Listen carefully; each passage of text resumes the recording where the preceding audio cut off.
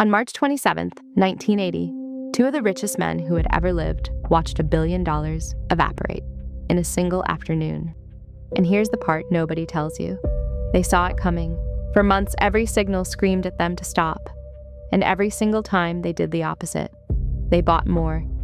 This is the story of how two Texas brothers tried to buy all the silver on Earth, how they almost succeeded, and how the most expensive mistake in their lives was not a bad bet. It was the refusal to admit the bet had already gone wrong. This is File 10. Their father was H.L. Hunt, a poker player who turned a card game into one of the largest oil fortunes in America. When he died in 1974, he left his children around $5 billion. Nelson Bunker Hunt and his brother Herbert could have done nothing for the rest of their lives and stayed unimaginably rich. But Bunker Hunt did not trust the world he lived in. In 1971, the United States cut the dollar's last tie to gold. Inflation was eating savings alive, and Bunker became convinced that paper money was a lie waiting to collapse. He wanted something real, something you could hold. He wanted silver. So he started buying. Quietly, enormously. In 1973, the brothers bought over 35 million ounces of silver and flew most of it to Switzerland in chartered planes, guarded by armed cowboys from their Texas ranch. This was not an investment anymore, it was a conviction. And conviction is where the trap begins. Silver was around $2 an ounce when they started.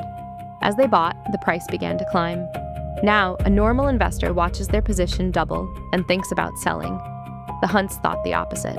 The rising price did not prove it was time to take profits. To them, it proved they had been right all along, so they bought more. They did something almost no trader does. Instead of settling their futures contracts for cash, they demanded physical delivery. They took the actual metal off the market, by the truckload, draining the world's supply into their vaults. By the end of 1979, the Hunts and their partners controlled an estimated 100 million ounces or more.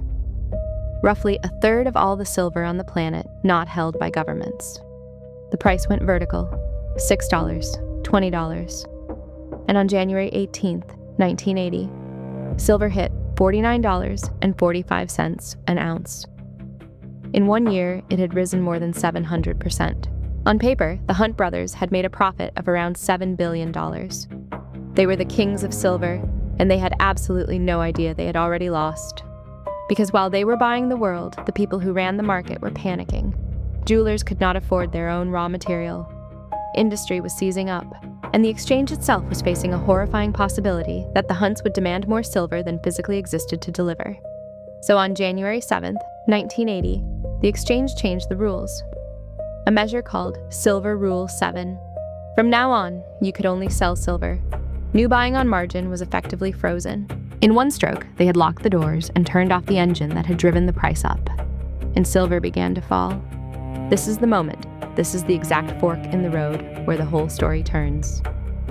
A rational person, looking at a falling price and a market rigged against them, cuts the position and walks away with whatever is left. The Hunts had hundreds of millions of dollars in paper gains they could have protected. They did not sell. They doubled down. To stop the price from falling, they borrowed against their oil empire and bought even more silver. They were now using real, irreplaceable assets, oil wells, companies, the family fortune itself, to defend a position that the entire system was designed to crush. Psychologists have a name for this. It is called escalation of commitment. The more you have sunk into something, the harder it becomes to walk away, because walking away means admitting that everything you sunk was a mistake. So you sink more to justify what you already lost. Every dollar they had spent on silver was now a chain, pulling them toward the next dollar. Then came Thursday, March 27, 1980. Silver Thursday. In a single day, the price collapsed from $21.62 to $10.80. Cut in half in hours. The brokers came calling for the cash to cover the loans, what is called a margin call, and the number was staggering. Over $1 billion, the Hunts could not pay.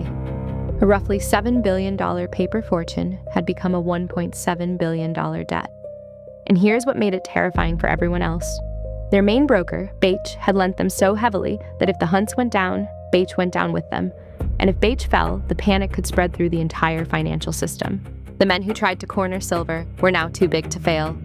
In the end, a group of major banks stepped in with a $1.1 billion line of credit to keep the brothers afloat and stop the collapse from spreading. The kings of silver had to be rescued, like a fire that threatened to burn down the whole street. The slow bleed lasted for years. In 1988, a federal jury found the brothers had conspired to manipulate the silver market and ordered them to pay over $130 million. That same year, Nelson Bunker Hunt, once arguably the richest man on earth, filed for bankruptcy. The tax authorities came for hundreds of millions more. A fortune that had stood at billions was, within a decade, mostly gone. Asked once about his wealth, Bunker Hunt gave an answer that became famous. $1 billion, he said, ain't what it used to be. But notice what actually destroyed them. It was not buying silver. The first bet was defensible, even smart. What destroyed them was the thing they did when the bet turned, the borrowing to defend it, the refusal to take the loss while the loss was still survivable. They were not ruined by being wrong. They were ruined by being unable to admit it. And before you decide you would have done better, look at your own life. The job you stayed in 2 years too long because of the years you already gave it. The stock you refused to sell because then the loss would be real. The relationship, the degree, the project you poured more into precisely because you had already poured so much. That is the same machinery, the same voice that whispered to 2 billionaires holding a falling fortune, just a little more. You have come too far to stop now. The Hunt brothers had enough silver to bury a city. What they could never do was put it down. If this kind of story is what you are here for, the quiet psychology underneath the biggest financial disasters, then stick around. There are more files coming.